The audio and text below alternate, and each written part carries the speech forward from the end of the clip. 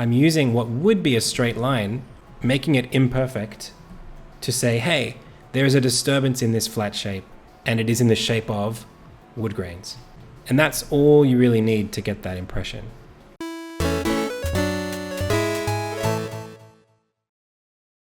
Hey guys, welcome to pretty much the first tutorial that I'm going to be producing that covers something that is directly for Insignia, my game, and is something that I'm working on right now, basically covering my process on how I approach architecture.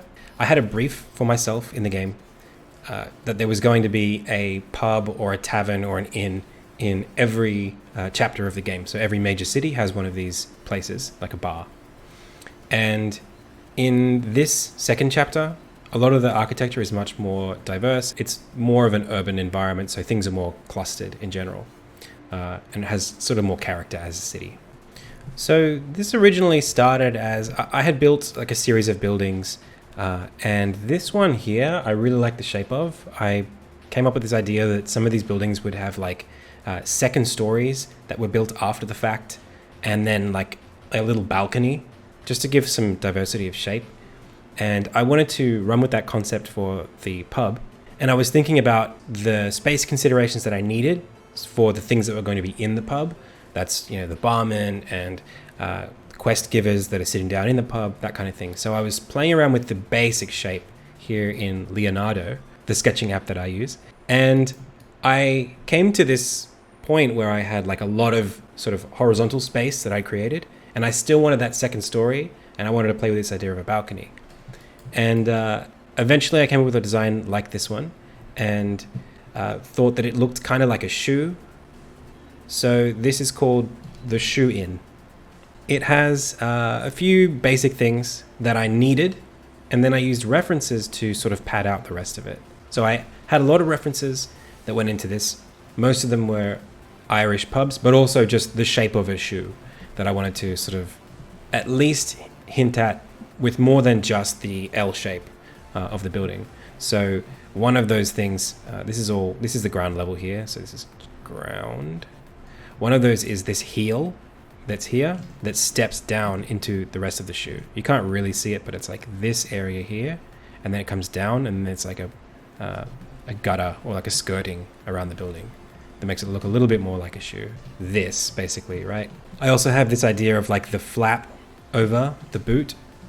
And you could think of that as, either the pitched roof here or this sort of like tent window structure coming off the side. Then for like the actual pub itself, the decorations, we're going to be going for something that's an Irish pub. I looked at a lot of these references for ideas about how to decorate it and how the entrance would look like. Flower boxes are very, very common in the UK and Ireland. So that's something that you see a lot of here, and was a clear reference for these buildings in general. So a lot of them have flower boxes and have that Tudor style.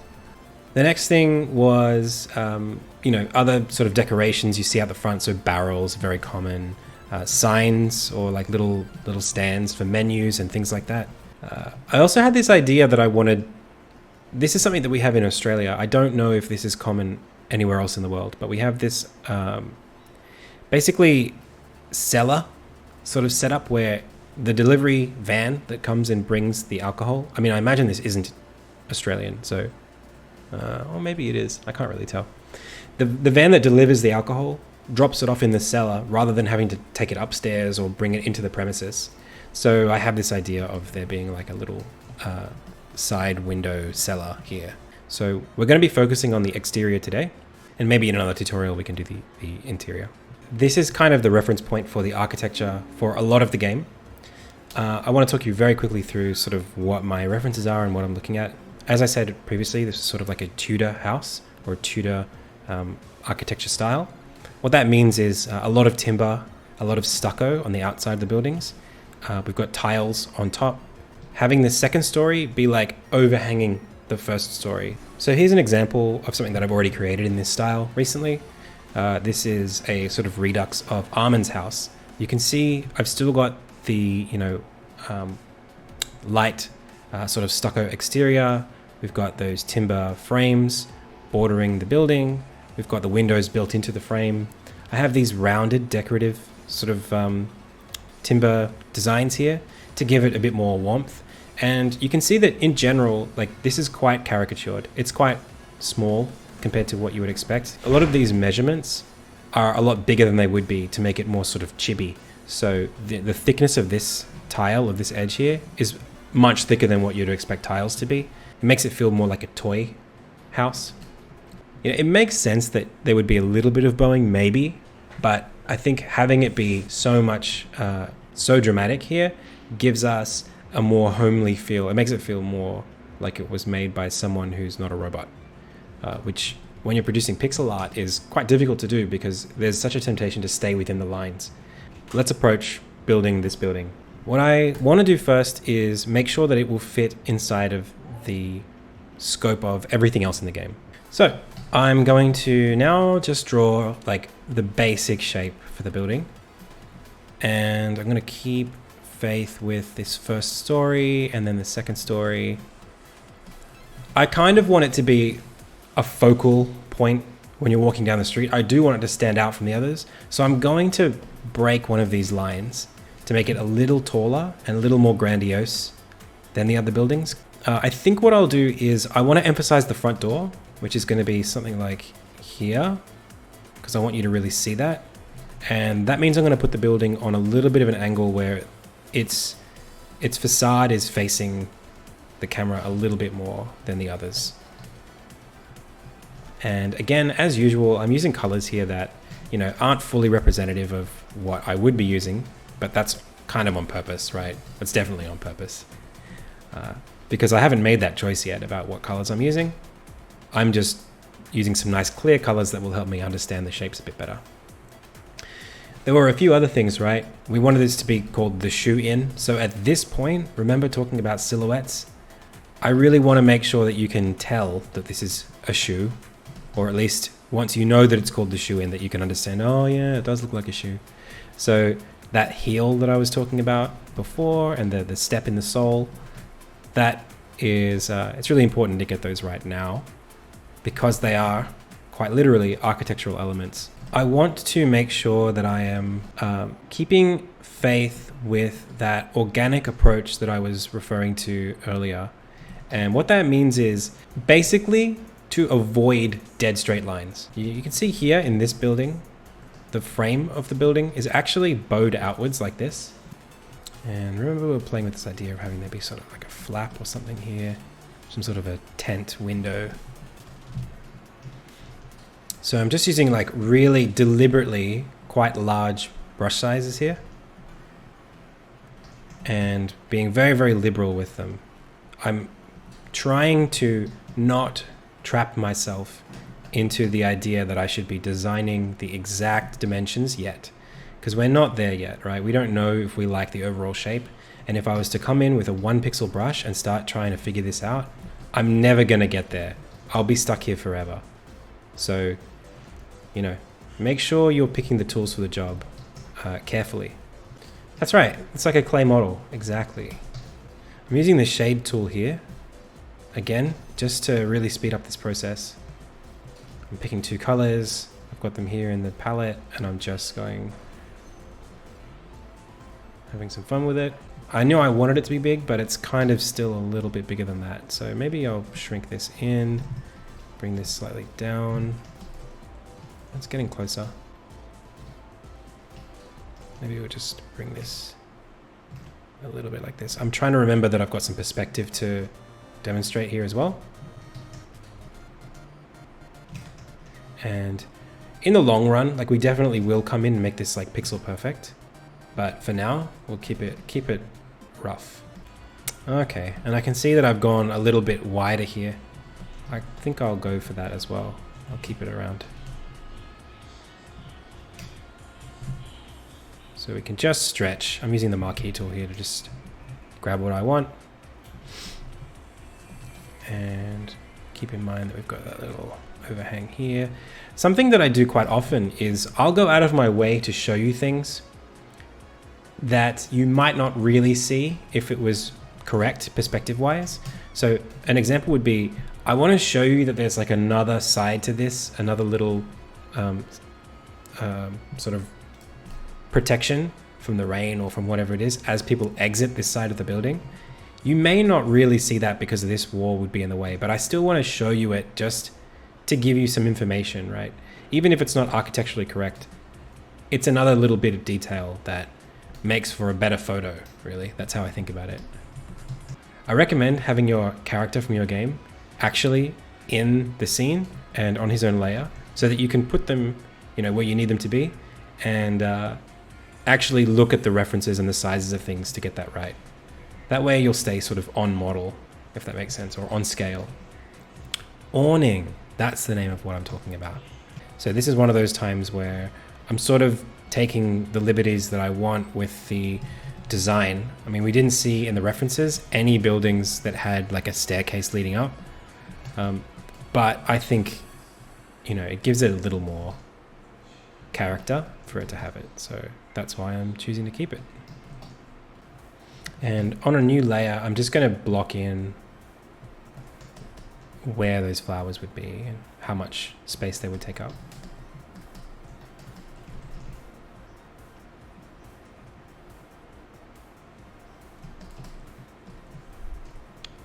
And I wonder if that's enough. So not too bad so far. So right now, all I'm really doing is like thinking about edges that you can see. That's pretty much it. I'm just thinking, okay, what are the edges and how can I make this look more like a structure, right? How can I just fill out where those edges would be to help really just define the shapes? I mean, that's all it is. I'm just defining shapes. It's not really a process of like filling in the details as such, unless those details are structural. This was the first sprite I ever made of any kind of architecture, and I'm proud of how it looks for like a first effort. It took a long time to make this, and it took much longer than it did to make this because I didn't really know what I was doing, and I didn't know where to put my effort and energy. It took a long time to get these details on the tiles perfect, and you can see at every point, all of these angles are very specific. So we've got here a 45-degree angle, and then, you know, a 1 up by 2 across angle. It's perfect all the way up. And this obsession with like detail really made this take way longer than it needed to, right? If I needed to change any of these structural proportions, suddenly all the details would need to be redrawn around that area. And it's totally not worth doing it that way. So instead, if you just think about the structure first, get that exactly where you want it, and then worry about, you know, the rest of it later, I think it will help you a lot more. I wonder if we can use this as the window. A bit of an opportunity here to clean this design up. So I've got the heel step here, and we've got this here. If we move this across, then it will serve as the break between the heel and the step a little bit better. So let's do that. Design efficiency, that's right. Okay, let's approach some of these windows now.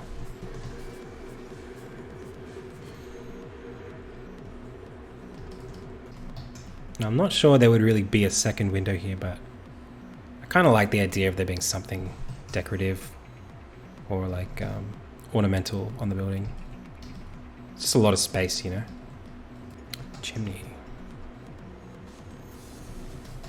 And even in the design of the chimney, it's something that I want to sort of emphasize that I'm not going for straight lines. I'm going for bowed lines.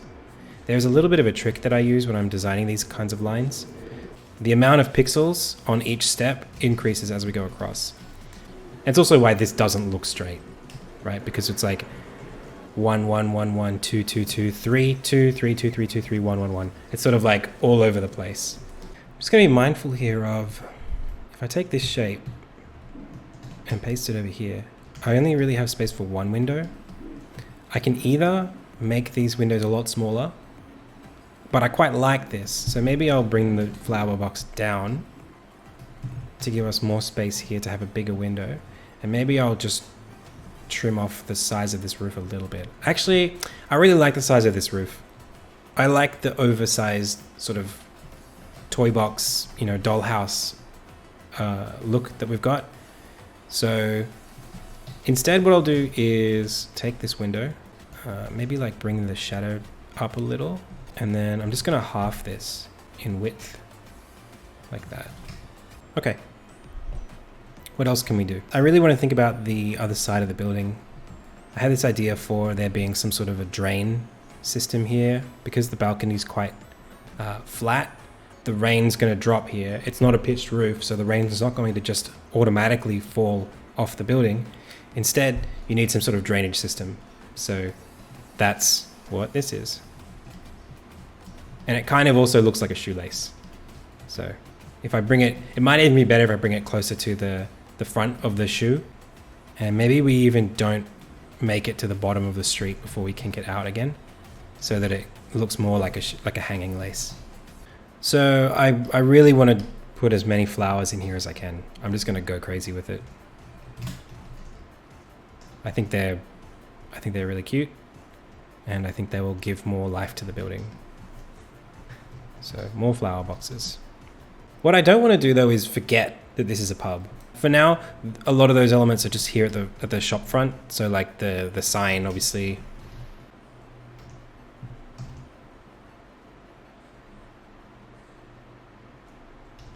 And then maybe it will be like this, with like a little something like that. It doesn't have to be perfect right now. And that sign that we were talking about out the front.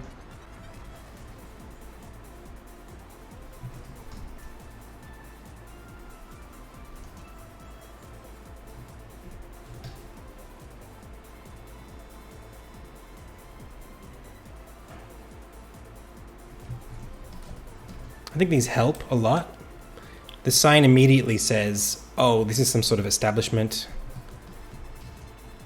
And the board says, oh, we sell, you know, something that has a menu associated with it. Okay, looking good. I'm really liking where this is going. One thing that I'm not 100% on is the shape of these windows that I've drawn.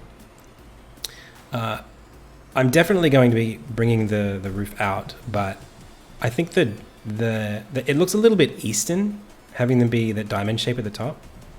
Maybe once we bring this forward, it will be not as bad.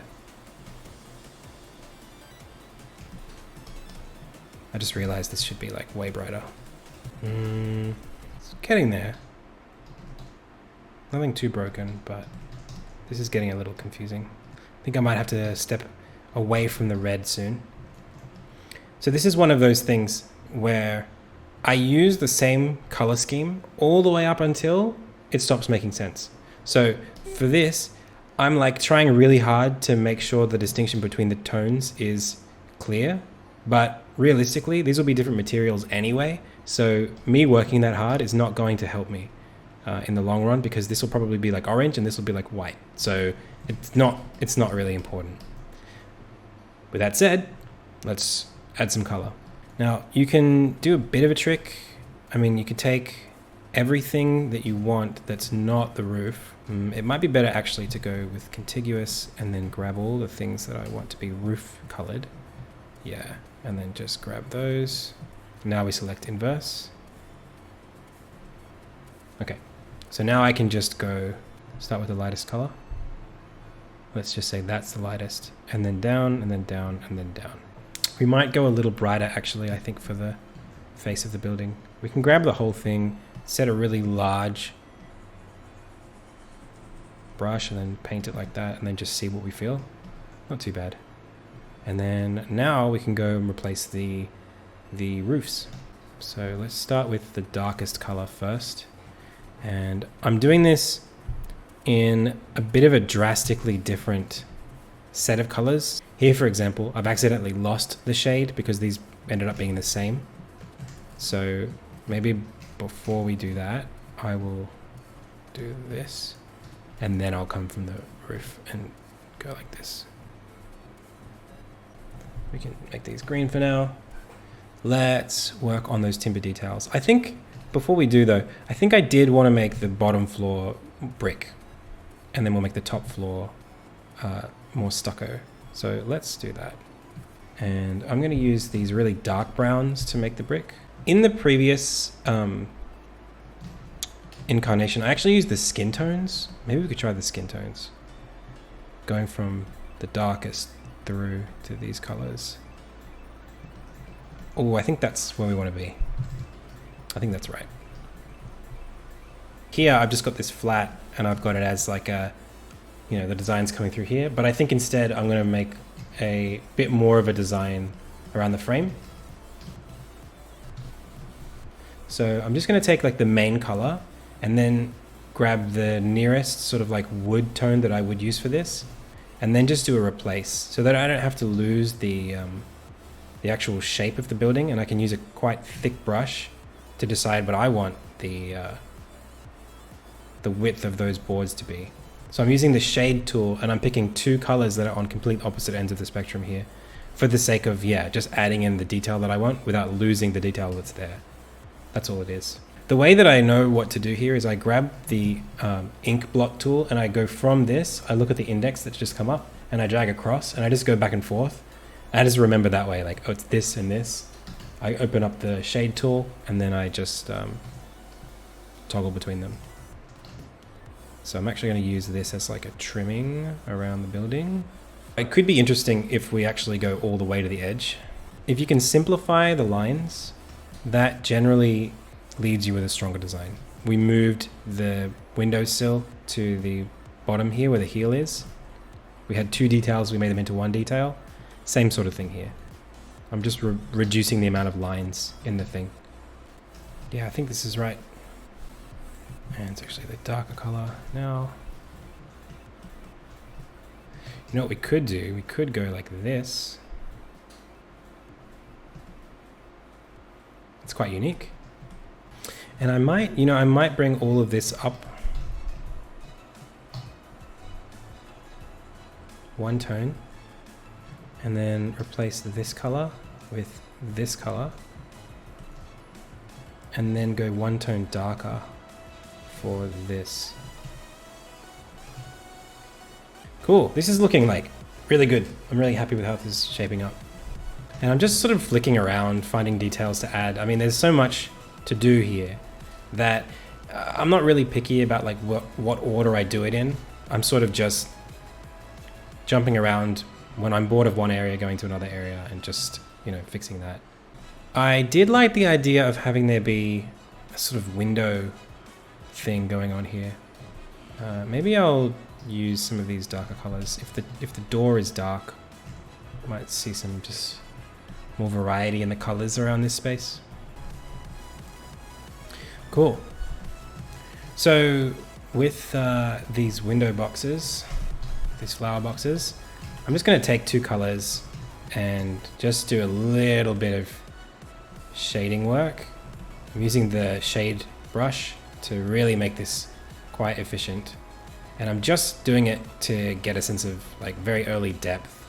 You know, where is the light coming from? Where is that light then going to be obstructed when we start casting the shadows down? So for example, one thing we haven't really done here is like, you know, think about, okay, where is the shadow going to be here? It might be like that. Maybe there'll be shadow for all of these timber beams like this. Let's look again at the reference so that we don't forget where in these Tudor buildings the timber starts. So there is usually like, it looks like a timber piece that runs along the bottom of the second story. And one technique that I do a lot of is just this kind of look at like a sort of specular, just a little highlight that's going to run, you know, along this very edge where it sort of catches the light. It just gives it that extra something. And I put the brightest color next to the darkest color, right? One mistake that a lot of people make is they might think, well, the sun is coming from up here, right? The light's coming down. So the thing that's going to be most lit up is this. Well, the answer is like, no, because what that does is it makes this now look like it is rounded. Right? It looks like this is like a tube, right? Where the light is hitting here and then there and then there. This is like very similar to what we would call like pillow shading. I really, really avoid doing that because it makes it so much harder to think of it as an object with edges. Instead, it looks way rounder. So it's kind of counterintuitive, but that's just the way that I do it. That's the way that it is. So instead, you know, I might do the shadow and then I'll put the highlight directly adjacent to the shadow. Like that. That feels a lot sharper. Generally speaking, I wouldn't line the whole thing with that highlight color. I would just dot it around. And it might be nice to just hint at some of these joins in the timber. This is still really rough, as you can see. This is just like a totally iterative process, you know, it takes time to refine it.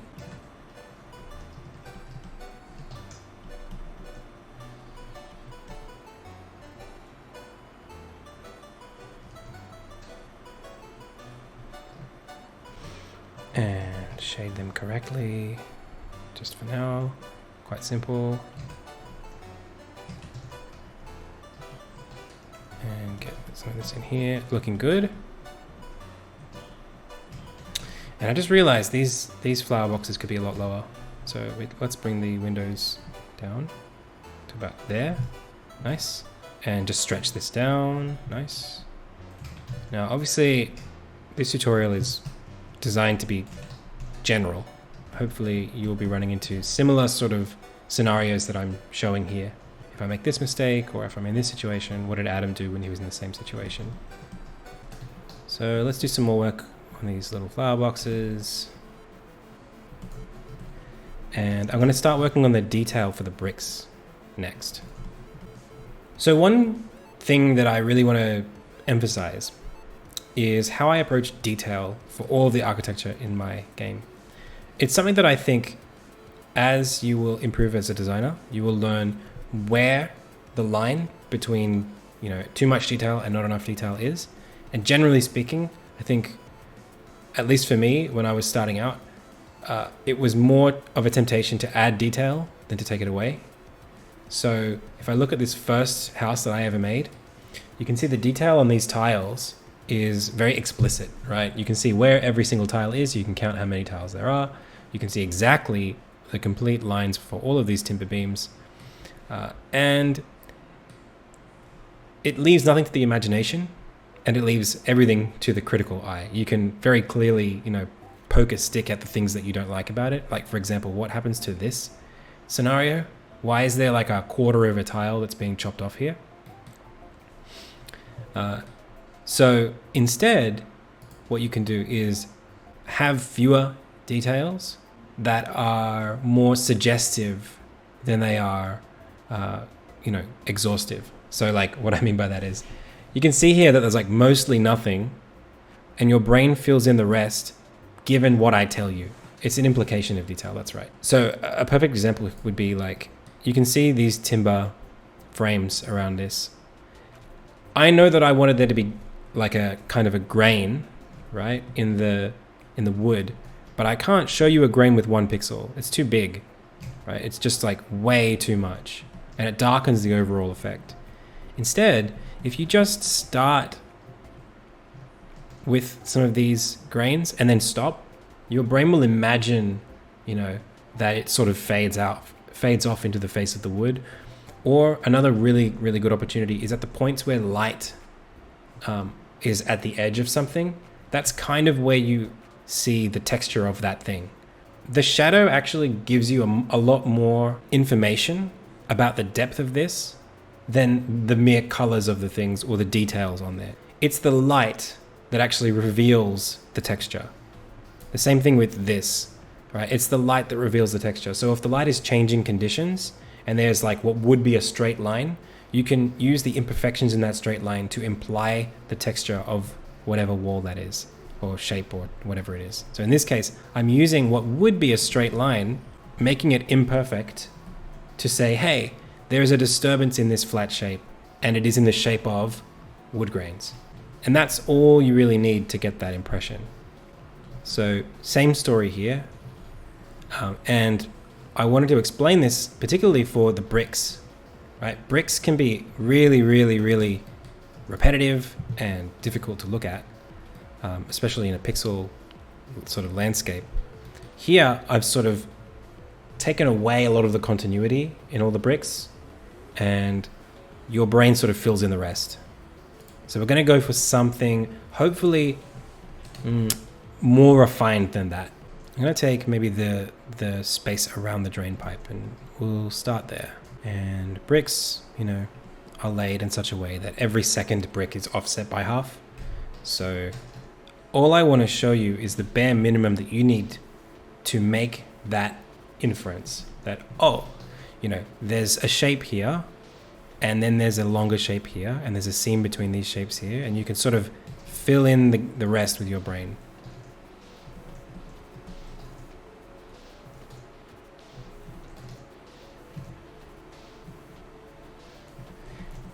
And depending on like the integrity of like the bricks that you're trying to portray, you might not even allow like some of these shapes to be as, you know, perfect as they would be with a normal modern brick house. You might stagger the heights of them so that some of these bricks are a little shorter than the others or a little bit wider. And if you were to try to like close all of the lines, it would be very difficult to have it looking good if you were to fully be explicit about like where every seam of every brick is. So as well as shadows, you know, it's nice to add some highlights here and there as well, to give the effect that some bricks are actually sticking out away from the wall. And this is something that I do, you know, kind of on a case-by-case basis. I add highlights, and if they look good, I keep them. If they don't look good, I take them away. Another opportunity you have is actually on the very, very edges of the building. So what I would do is like cut in every so often. And if you make it look like you're sort of staggering every second, or even just every now and again have a piece that goes in or a piece that goes out, now this looks way more like bricks. And you would sort of give the eye a bit of a hand here by saying, okay, well, this is sticking out, and you know, this is sticking out. And maybe we've got a bit of a top of a brick here that we can see. It's much more rigid looking now. And you might even go in on some of these breaks if you want to get really explicit. Now that's bricks, for sure. You know, if you didn't know it was bricks before, now it's bricks. And same on this side.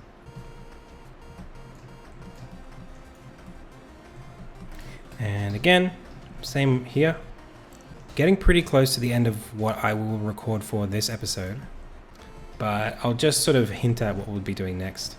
So where I would take this, once I'm at this point where I've sort of blocked in the shapes, I've got some decent lighting on it all, I've got some details, at least like first pass details on some of the areas, I will take a step back and I look at my original idea and I look at the references and I say, does this meet the brief so far? Am I on the right track?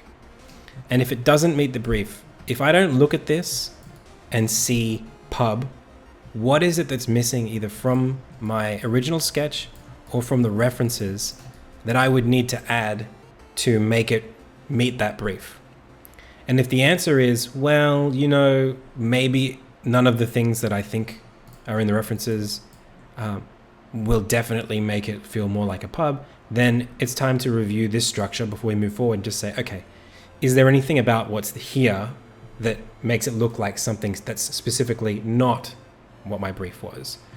So for example, if this had, let's just say we had added some sort of like wooden overhang and we put like a pig in like a pen by the side, it's like you would probably go more towards like a stable or a farmhouse.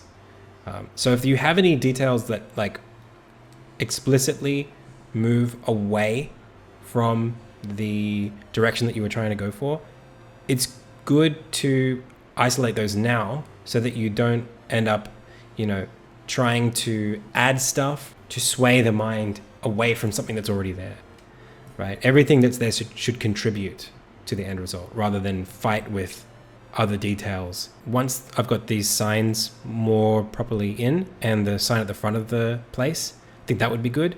Also, maybe posters on the wall here. Some detail on this wall that sells the word, the idea of pub would help a lot. I had those metal kegs in the original thing here, which I think would help quite a lot. Maybe even some people standing out the front or some tables and chairs on the roof here. Immediately, that would be way more of some sort of an establishment that is public. And I think that's probably what this is missing at this stage. I'm quite happy with where this is at. And I'm really looking forward to continuing it in another video. So this was part 1 of architecture, and I will see you in the next one. Hey pal, thanks for watching, and thanks most especially to the patrons and Twitch subs who support this channel and my game dev project Insignia. To find out more, click the links in the description below. And if you like this video, tell YouTube by clicking the like button, and then YouTube will tell me, and then I'll make more videos. That's nice.